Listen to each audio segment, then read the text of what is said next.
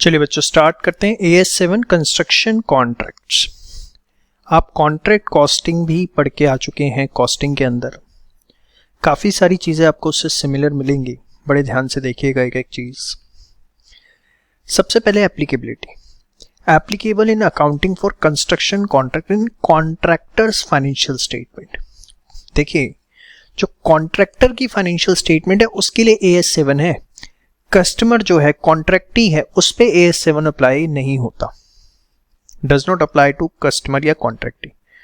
For the construction projects undertaken by enterprise on its own account as a commercial venture in the nature of production activities. मतलब अगर कोई organisation entity at its own construction कर रही है, उसने किसी को प्रोजेक्ट आगे कॉन्ट्रैक्ट पे नहीं दिया, खुद ही वो सारी चीजें अरेंज कर रहे हैं, तो उस केस के अंदर भी AS अप्लाई नहीं होगा।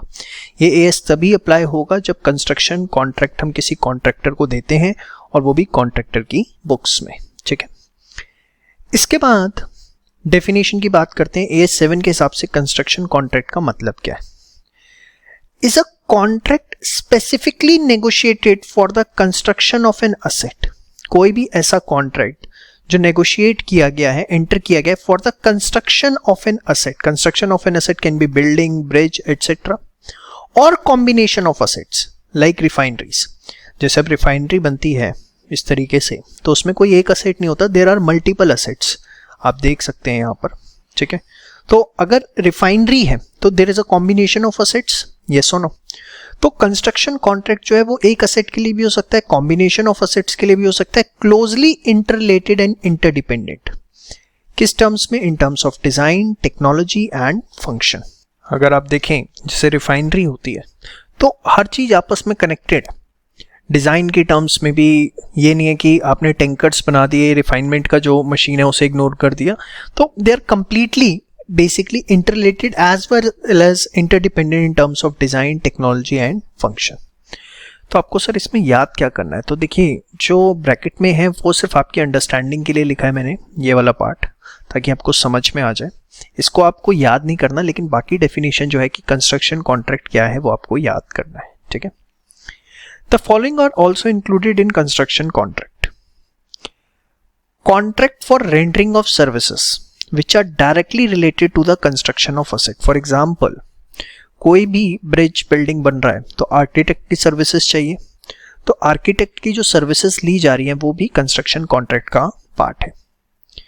कॉन्ट्रैक्ट फॉर डिस्ट्रक्शन और रिस्टोरेशन ऑफ असेट, जैसे कोई बिल्डिंग है उसे डिमोलिश करना है और उसके बाद एक नई बिल्डिंग उस पर बनेगी, तो डिमोलिशिंग करना भी जो है वो कंस्ट्रक्शन कॉन्ट्रैक्ट का पार्ट है। And the restoration of the environment, for example आपको पेड़ हटाने पड़ेंगे कुछ बिल्डिंग बनाने के लिए, और उसके बाद दोबारा जब बिल्डिंग बन जाएगी तो पेड़ आपको लगाने ही पड़ेंगे, तो रिस्टोरेशन ऑफ द एनवायरनमेंट है। तो रिस्टोरेशन भी जो है वो कंस्ट्रक्शन कॉन्ट्रैक्ट का पार्ट है, following the demolition of asset. ठीक है, तो बेसिकली कंस्ट्रक्शन कॉन्ट्रैक्ट के अंदर क्या क्या आएगा? मोटी मोटी चीजें, construction of an asset, combination of asset which are inter related and interdependent, 3 बातें ध्यान रखनी है। उसके बाद जितनी भी directly related to the construction of asset services हैं वो भी इसके अंदर आएंगी। Destruction and dissertation of asset और रिस्टोरेशन ऑफ द एनवायरनमेंट, ये भी उसके अंदर सारा का सारा आएगा। समझ में आई बात? तो ये था आपका कि कंस्ट्रक्शन कॉन्ट्रैक्ट एग्जैक्टली होता क्या है। फटाफट पहले आप इतना नोट डाउन करिए fast. Types of construction contract.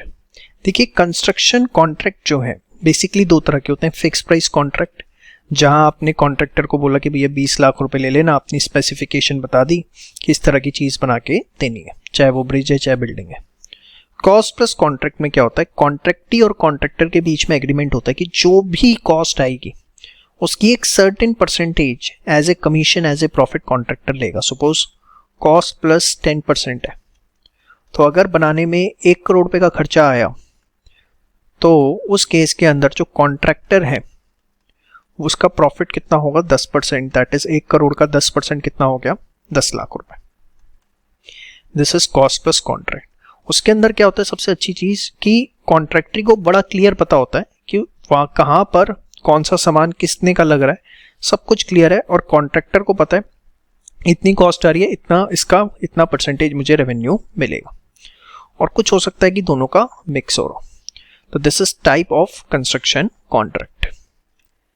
इसके बाद कैलकुलेटिंग द प्रॉफिट और लॉस फ्रॉम फिर कंस्ट्रक्शन कॉन्ट्रैक्ट। तो देखिए प्रॉफिट लॉस कैसे निकलेगा, कॉन्ट्रैक्ट रेवेन्यू में से कॉन्ट्रैक्ट कॉस्ट माइनस करेंगे। नाउ इशू अराइजेस कि कॉन्ट्रैक्ट रेवेन्यू का मतलब क्या है। ये डेफिनेशन आपसे नहीं पूछी जाएगी एग्जाम में कि कॉन्ट्रैक्ट रेवेन्यू का मीनिंग बताओ पूरा का पूरा, लेकिन इस पे प्रैक्टिकल आ सकता है। तो बड़े ध्यान से देखिए, revenue price agreed as per contract, जो भी कॉन्ट्रैक्ट के हिसाब से एग्री हुआ, या arising due to escalation clause.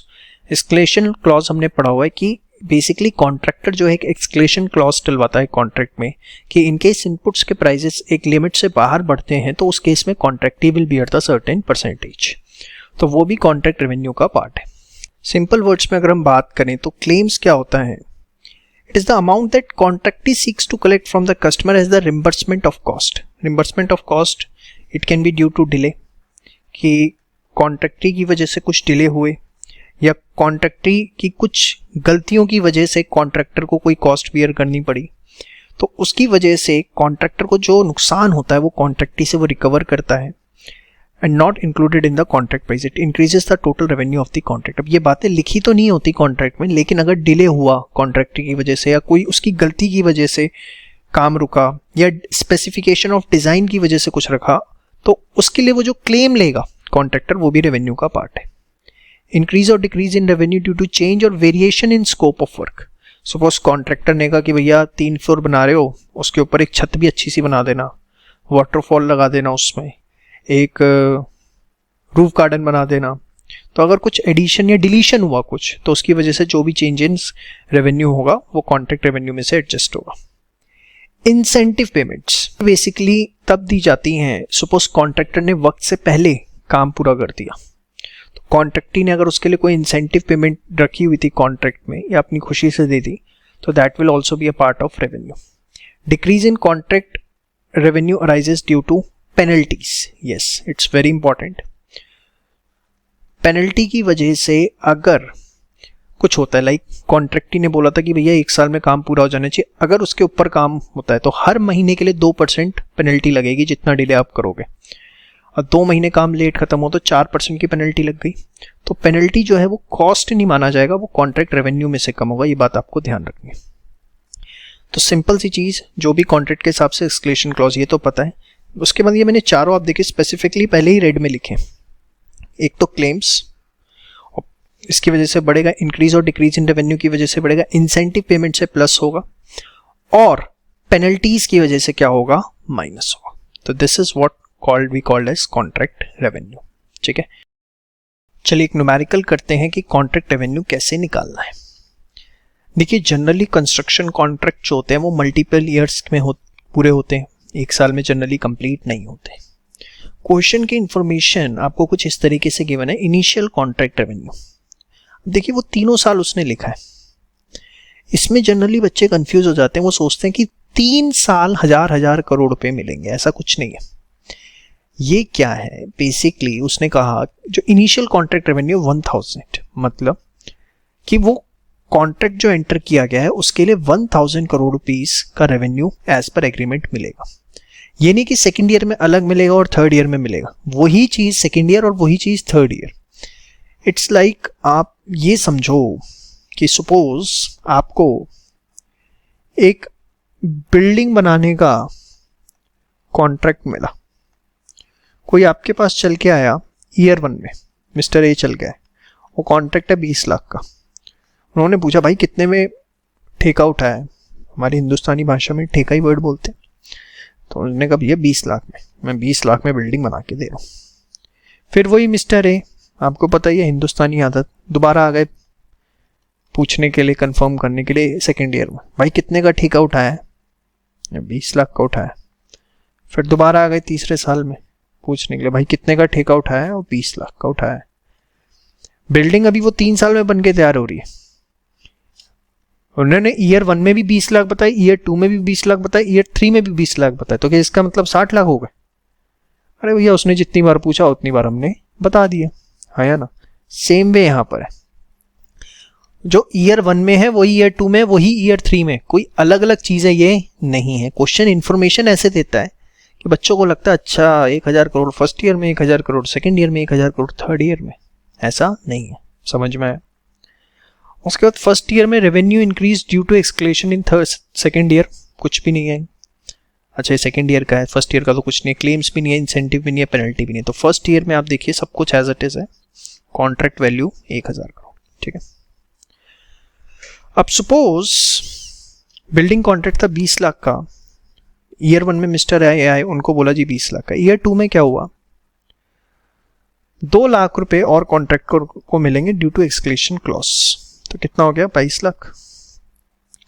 तो वही मिस्टर ए जब ईयर 2 में आएंगे तो क्या हम उनको 20 लाख बताएंगे? अब कहेंगे नहीं जी 22 लाख का ठेका उठाए, क्योंकि बढ़ गए। और अगर वो ईयर 3 में भी आते हैं तो क्या 20 लाख बताएंगे? नहीं, ऑब्वियसली अगर वो वहां बढ़ा है तो यहां पर भी 22 लाख हो गया, आया ना। तो देखिए revenue increase due to escalation clause 200, तो वो यहां ऐड किया, as well as third year में भी ऐड होगा। ये नहीं है कि 2 बार मिल रहा है। अगर सेकेंड ईयर में आप कह रहे हैं कि रेवेन्यू बढ़ा है, कंस्ट्रक्शन का कॉन्ट्रैक्ट रेवेन्यू बढ़ा है, तो ऑब्वियसली थर्ड ईयर के लिए भी वो बढ़ गया, तो वो हर सब्सिक्वेंट ईयर पे उसका इंपैक्ट आएगा। क्लेम्स कुछ है नहीं, इंसेंटिव कुछ है नहीं, पेनल्टी है 50 तो वो माइनस करेंगे। अब सेम वे पेनल्टी अगर यहां माइनस हुई है तो थर्ड ईयर में भी माइनस करेंगे। ये एज इट इज, ये एज इट इज, बाकी क्लेम्स ऐड होंगे, इंसेंटिव ऐड होंगे, तो ये हो गया 1400। तो मिस्टर ए अगर आते हैं हमारे पास तो हम कहेंगे फर्स्ट ईयर में भैया 1000 करोड़ का ठेका है, सेकेंड ईयर में हम बोलेंगे भैया 1150 करोड़ का हो गया ठेका, थर्ड ईयर में आएंगे तो कहेंगे 1400 करोड़ का हो गया। समझ में आया? ये मुझे मिस्टर ए इसलिए लाने पड़े पिक्चर में क्योंकि अदरवाइज आपको ना इन्फॉर्मेशन समझ में नहीं आती कि कैसे वो देता है। बच्चे समझते हैं कि खामा का ये अलग अलग ईयर का है एक ही। बस इतना ध्यान रखना है कि अगर कोई इंपैक्ट सेकेंड ईयर में चीज़ आ रही है फर्स्ट ईयर में तो वो ऑल सब्सिक्वेंट ईयर्स के अंदर इंपैक्ट करेगी वाइल सॉल्विंग द क्वेश्चन। अब जो कैलकुलेशन की जाती है कॉन्ट्रैक्ट रेवेन्यू की, कितना रेवेन्यू हमें हर साल रिकॉग्नाइज करना है, वो डिपेंड करता है स्टेज ऑफ कंप्लीशन पे। It is also known as percentage of completion method. Suppose 1000 crore का रेवेन्यू है, फर्स्ट ईयर में आपका 40% काम हो गया, तो फर्स्ट ईयर के अंदर आप 1000 का 40% दैट इज 400 करोड़ रुपीज जो है अपनी बुक्स में रिकॉग्नाइज करेंगे। समझ में आई बात? श्योर। अब कितना परसेंटेज काम कंप्लीट हो गया, वैसे कॉस्टिंग में तो वेरियस मेथड होते हैं, लेकिन यहां पर हम उसे कॉस्ट बेसिस पे निकालते हैं। कैसे निकालते हैं? जितनी भी कॉस्ट हमारी एक्चुअल कॉस्ट आज तक लगी है उसे डिवाइड कर देते हैं क्यूमुलेटिव कॉस्ट इनकर्ड, मतलब जो भी टोटल कॉस्ट हमारी आज तक लगी है प्लस, मतलब वही एक्चुअल कॉस्ट प्लस जो further estimated cost to complete into 100। Suppose अभी तक हमारी 100 रुपये लग चुके एक्चुअल कॉस्ट, और इन फ्यूचर जो एस्टिमेटेड कॉस्ट है वो आपकी सपोज 200 और लग सकती है, तो आप 100 डिवाइडेड बाय 100 प्लस 200 इंटू 100 करेंगे तो आपका 33% आ जाएगा। इतना परसेंट काम आपका हो चुका है। The percentage of completion would be estimated by comparing total cost incurred to date with total cost expected for the entire contract. जितना परसेंट वो आएगा उतना रेवेन्यू हम रिकॉग्नाइज करेंगे। AS7 जो है सिर्फ कॉस्ट मेथड को इजाज़त देता है कि इस हिसाब से आप अपना परसेंटेज निकाल लीजिए कितना काम हो चुका, और उस हिसाब से आप उतना परसेंट रेवेन्यू बुक करिए। फटाफट पहले आप इसे नोट करिए, फिर इस पर क्वेश्चन देखते हैं। एक बहुत अच्छा क्वेश्चन देखते हैं। Gopal India limited has undertaken a bridge construction contract as per details given below. Bridge 3 साल में बनेगा, इनिशियल कॉन्ट्रैक्ट रेवेन्यू 900 करोड़। तो अगर वो फर्स्ट ईयर का है तो सेकेंड ईयर का भी होगा, थर्ड ईयर का भी। Estimated contract cost first year के 805 है। Increase in contract revenue second year में 20 करोड़ है, तो थर्ड ईयर में भी 20 करोड़ बढ़ेगा। Estimated additional contract cost second year के लिए 15 है, तो थर्ड ईयर के लिए भी कितनी होगी? 15 और बढ़ जाएगी। ये सिर्फ काम आती है परसेंटेज निकालने में, nothing else. Contract cost incurred इतनी आप इनकर कर चुके हैं। तो देखो रेवेन्यू तो आप सिंपली निकाल सकते हो, आपको आता है फर्स्ट सेकेंड थर्ड। पहले साल का 900 तो सेकेंड में भी लेंगे और थर्ड में भी लेंगे। इंक्रीज इन कॉन्ट्रैक्ट रेवेन्यू यहाँ पे 20 तो यहाँ पे भी 20। 900 920 920 तो कॉन्ट्रैक्ट रेवेन्यू आ गया। अगर आप कॉस्ट की बात करें, एस्टिमेटेड कॉस्ट की, तो estimated cost first year, second year, third year. First year में 805 है तो सेकेंड में भी 805, थर्ड में भी 805। सेकेंड ईयर में वो 15 बढ़ गई तो यहाँ भी 15 बढ़ जाएगी। This is 805, this is 820 and this will be 820। समझ में? कॉस्ट कितनी इनकर हुई है? 161, 584, 820। लेकिन इसमें एक चीज और भी है, cost incurred includes 10 crore in the second year for material stored at the site, जो कि थर्ड ईयर में यूज होगा। ठीक है, तो देखो एस्टिमेटेड कॉस्ट आपको गिवन है टोटल, कुछ सोचना ही नहीं। अब एक्चुअल इनकर हुई है 161, तो देखो अगर फर्दर एस्टिमेटेड कॉस्ट गिवन होती तो बात अलग थी कि हम उसे इस तरीके से करते, cost to date divided by cost to date plus estimated. यहाँ तो आपको टोटल एस्टिमेटेड कॉस्ट ही गिवन है, तो बहुत सिंपल है। फर्स्ट ईयर में 161 डिवाइडेड बाय 805 मल्टीप्लाई बाय 100, तो मोटा मोटा 20% काम आपका हो गया। सेकेंड ईयर में अगर आप बात करें तो बेसिकली 584 है, जिसमें 10 करोड़ तो इसके हैं, तो कितना हुआ 574 डिवाइडेड बाय कितना 820 इंटू 100, तो ये 70% आता है आपका। और थर्ड ईयर में फिर 820 पूरा है डिवाइड बाय 820 इंटू 100, तो आपको देखिए परसेंटेज आई 20%, 70%, 100%। तो फर्स्ट ईयर में आपको 900 का 20% कितना 180 करोड़ रेवेन्यू रिकॉग्नाइज करना है। सेकेंड ईयर तक आपको 70% 920 का रेवेन्यू रिकॉग्नाइज करना है। ये मैं आपको सिखाता हूं, पहले आप देखिए जरा यहाँ 900, 920, 900, 920, 920 टोटल कॉन्ट्रैक्ट वैल्यू। कॉस्ट कितनी इनकर हुई, जिसमें 10 करोड़ मटेरियल के हैं। एस्टिमेटेड, इसको आप हटा दो, इस चीज की अब जरूरत नहीं। Total estimated cost, estimated profit की भी हमें कोई जरूरत नहीं है, इसको भी आप हटा दीजिए। तो स्टेज ऑफ कंप्लीशन 20, 70 और 100। ठीक है, तो now in the first year we are going to recognise 900 का 20% 180, actual cost is 161, so profit will be 90। In the second year 920 का 70% we are going to recognise 644। Now expenses कितने थे actual 584, जिसमें 10 crore material के थे, तो 574। अब देखिए ये सेकेंड ईयर तक टोटल है बेटा, बड़े ध्यान से समझना, बस ये आखिरी चीज है, समझ के खत्म कहानी। बेटा सेकेंड ईयर तक टोटल 70% काम हो गया। ये थोड़ा है कि सेकेंड ईयर में 70% काम हुआ, दिस इज सेकेंड की भैया ईयर 1 था, यहां तक 20% काम हो गया। फिर ईयर 2 यहां तक 70% काम हो गया। ठीक है, तो सेकेंड ईयर में सिर्फ कितना हुआ, सेकेंड में तो 50 हुआ ना। तो ये टोटल है आपके सामने जो आप देख रहे हैं ना, कि इतना टोटल रेवेन्यू रिकॉग्नाइज करना है। इसमें ऑलरेडी आप 180 करोड़ फर्स्ट ईयर में रिकॉग्नाइज कर चुके, तो अगर 644 सेकेंड ईयर तक टोटल रेवेन्यू रिकॉग्नाइज कर चुका है करना है, जिसमें 180 ऑलरेडी कर चुके, तो सिर्फ सेकेंड ईयर के लिए कितना बचता है 464, that is 644 minus 180। Same way 574 cost है, जिसमें से 161 already we have recognise, so in the second year we will recognize 574 minus 161, that is 413। समझ में आया? तो सेकेंड ईयर के प्रॉफिट आ गए 51। Same in the third year 920 revenue 820 cost, लेकिन out of this up to second year, आप इसको और अच्छे से समझिए, up to second year you have already recognised 180 in the first year and 464 in the second year, meaning by 644 you have already recognized, so only balance, that is 276, you have to recognize in the third year. Same way 161 the cost in first year and 413 in the cost in the second year you have already recognized, means you have already recognized 574 cost, so in the third year you have to recognize only 246, so this will be your profit। समझ में?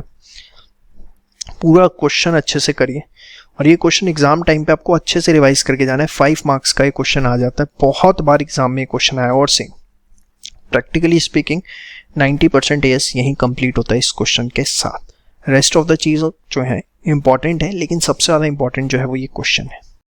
Uncertainty in collection amounts to expense, बहुत important point है, ध्यान से देखिए। Suppose आप कोई contract revenue recognise कर चुके हैं और उसके बाद कुछ अनसर्टेनिटी है कि शायद वो पैसा ना मिले जो आप ऑलरेडी रिकॉग्नाइज कर चुके हैं, तो आपको लगता है कि जितना पैसा नहीं मिलेगा जिसको आप रेवेन्यू रिकॉग्नाइज कर चुके हैं उसको आप एक्सपेंस दिखाएंगे रादर देन कि आप उसे कॉन्ट्रैक्ट रेवेन्यू से ही एडजस्ट करें।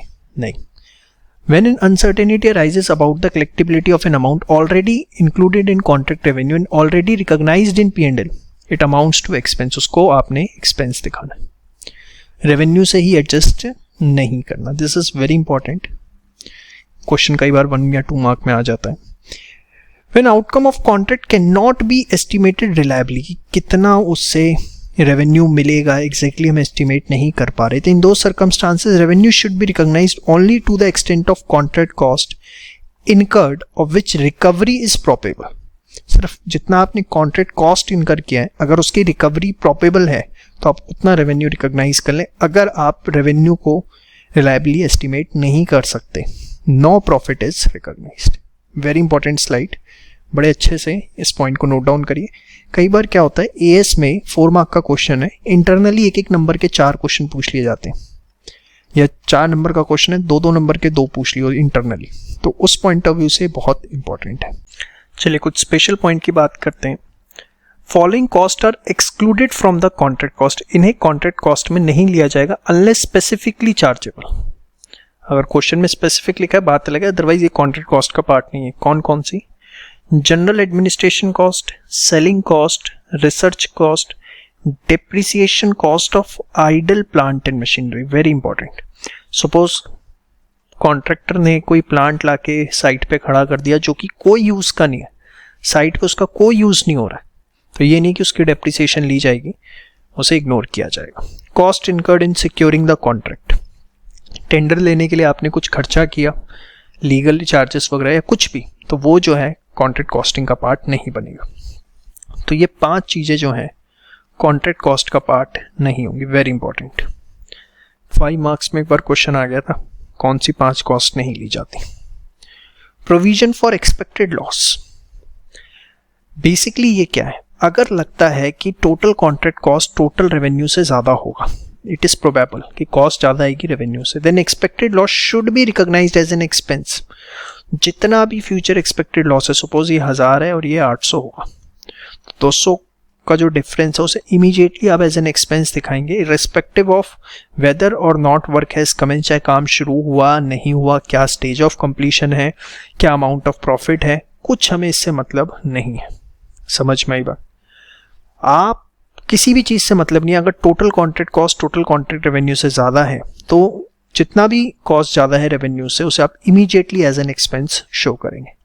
इस पे भी क्वेश्चन बहुत बार आ चुका। इसके बाद कंबाइनिंग एंड सेगमेंटिंग, ये क्या है? देखिए वैसे तो हर कंस्ट्रक्शन कॉन्ट्रैक्ट की अकाउंटिंग सेपरेट की जाती है, लेकिन कुछ केसेस में उसे कंबाइन किया जा सकता है। कब? If all of the following conditions are satisfied, should be treated as single construction contract. All contracts are negotiated as a single package. वो सारे के सारे जो कॉन्ट्रैक्ट मतलब आपको मिले हैं वो एक सिंगल पैकेज है, मतलब आप इंडिविजुअल कॉन्ट्रैक्ट पिक ही नहीं कर सकते थे, या तो सारे पिक करो नहीं तो सब ड्रॉप कर दो। Contract are so closely related with the overall profit margin. Overall profit margin जो है सारे कॉन्ट्रैक्ट्स को मिला के ही डिपेंड करेगा। Contracts are performed at the same time और one contract after another। B और सी तो इतने इंपॉर्टेंट नहीं है, तो जस्ट लिख दिए हैं। मेन जो है वो ए कंडीशन है कि सारे के सारे कॉन्ट्रैक्ट एक सिंगल पैकेज की तरह, मतलब आप पे राइट ही नहीं कि आप सिंगल कॉन्ट्रैक्ट पिक कर सको। एग्जाम्पल के तौर पे government tenders for construction of roads in 5 government ने टेंडर दिया कि रोड्स बनाने हैं 5 रोड्स पे, tender will be provided to 1 person। However, tender to be submitted with quotation for each route। देंगे 5 टेंडर एक ही बंदे को, नहीं तो अलग अलग व्यक्तियों को नहीं मिलेगा, और हर रूट की कोटेशन जो है टेंडर की भेजनी है जो भी टेंडर लेना चाहता है। In this contractor does not have the option to select the routes, therefore it is appropriate to treat all the 5 routes at single construction contract for accounting purpose. समझ में आई बात? श्योर। तो 3 पॉइंट्स सिंगल पैकेज की तरह, closely related with overall profit margin, मतलब जो profit आपको देखना है वो सबको मिला के ही देखने को मिलेगा, और या तो सेम टाइम पे या एक के बाद एक कॉन्ट्रैक्ट परफॉर्म होगा, तो फिर आप कंबाइनिंग कर सकते हो। Generally each contract is considered separately, however in certain circumstances group of contract may be treated as a single contract. ठीक है, श्योर। ये इट की जगह कॉन्ट्रैक्ट्स कर लेना, ठीक है। Segmenting, if all of the following conditions are satisfied, contracts should be treated as separate construction contract. Separate proposals have been submitted. Each asset is subject to separate negotiation and parties can accept or reject any contract. जैसे उसमें नहीं था, ठीक है, quotation submit करनी है सबकी अलग अलग, लेकिन उसमें आप सारे अपनी मर्जी से एक्सेप्ट रिजेक्ट नहीं कर सकते, तो सारे मिलेंगे या नहीं मिलेंगे। Cost and revenue of each asset can be identified. तो अगर ये तीन चीजें सेटिस्फाई हो रही हैं तो ही आप उसे अलग अलग मान सकते हैं, ठीक है। और ये तीनों कंडीशनें वहां सेटिस्फाई नहीं हो रही।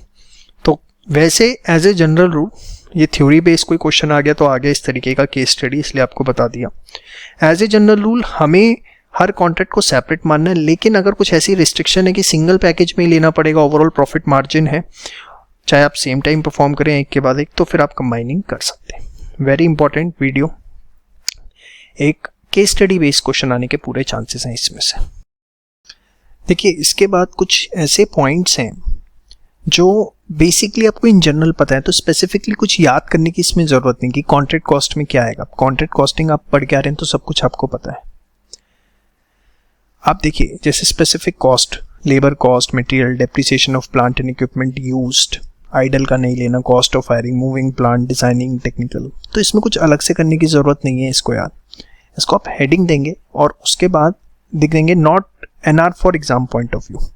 These costs should be reduced by incidental income if any not included in contract revenue. For example, sale of surplus scrap material, disposal of plant and equipment. तो ये सब अगर आप क्या करेंगे, इसे कॉन्ट्रैक्ट अकाउंट जब बनाएंगे तो उसमें क्रेडिट कर देंगे कि सेल ऑफ इतने से आपकी कॉस्ट कम हो जाएगी, क्योंकि ये सब चीज़ें कॉन्ट्रैक्ट रेवेन्यू का पार्ट नहीं है, ठीक है। तो मेन चीज़ जो है इसमें, बेशक आप यही नोट डाउन करिए, बाकी नहीं भी करेंगे तो चलेगा। फिर कॉस्ट एट्रीब्यूटेबल टू कॉन्ट्रैक्ट, तो insurance cost, cost of design and technical assistance that is not directly related to specific contract, construction overheads, तो ये आप कॉन्ट्रैक्ट में कर सकते हैं एट्रीब्यूट, जो भी कंपनी पॉलिसी है उस हिसाब से।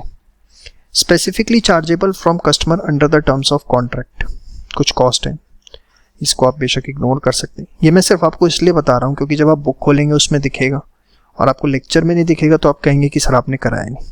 तो आपको बता रहा हूँ जो मेन पॉइंट है वो कर लो, सिर्फ आप एक ये कर लो, एक ये कर लो, ठीक है। इसके बाद एक्सक्लूजन फ्रॉम कॉन्ट्रैक्ट कॉस्ट, तो like related to future activity, material at site आप माइनस करते हैं, या पेमेंट दी है सब कॉन्ट्रैक्ट को in advance of work performed under the subcontract, तो वो भी कॉन्ट्रैक्ट कॉस्ट का पार्ट नहीं, ये आप नोट कर लीजिएगा। इसके बाद basic principle of recognition of revenue and expense, तो उस पीरियड में जिसमें काम परफॉर्म हुआ है, expense recognized in the period in which the work of which expense related to is performed. ये फंडामेंटल रूल्स हैं जो हमें ऑलरेडी पता होते हैं, इसमें कुछ नई चीज नहीं है। Condition for recognising the contract revenue, तो कॉन्ट्रैक्ट रेवेन्यू जो है रिलायबली मेजर हो सकता है, इंटरप्राइज को मिलेगा, up to the stage of completion करना है, contract cost attributable to contract can be clearly identified. तो चार कंडीशंस हैं जिसके बेसिस पे आप कॉन्ट्रैक्ट रेवेन्यू रिकॉग्नाइज करते हैं। नोट डाउन कर लीजिए, जस्ट रीड करिएगा, एग्जामिनेशन पॉइंट ऑफ व्यू से इतने रेलिवेंट नहीं है, लेकिन इग्नोर भी मत करिए इस चीज़ को, जस्ट नोट डाउन करके रख दीजिए और हेडिंग बना दीजिए जितने भी इस वीडियो में जो टॉपिक्स पढ़े लीस्ट इंपॉर्टेंट, कि हाँ सिर्फ हमें कोई ध्यान से नहीं पढ़ना, बस एक बार रीडिंग लगा के छोड़ देना है, समझ में आएगा।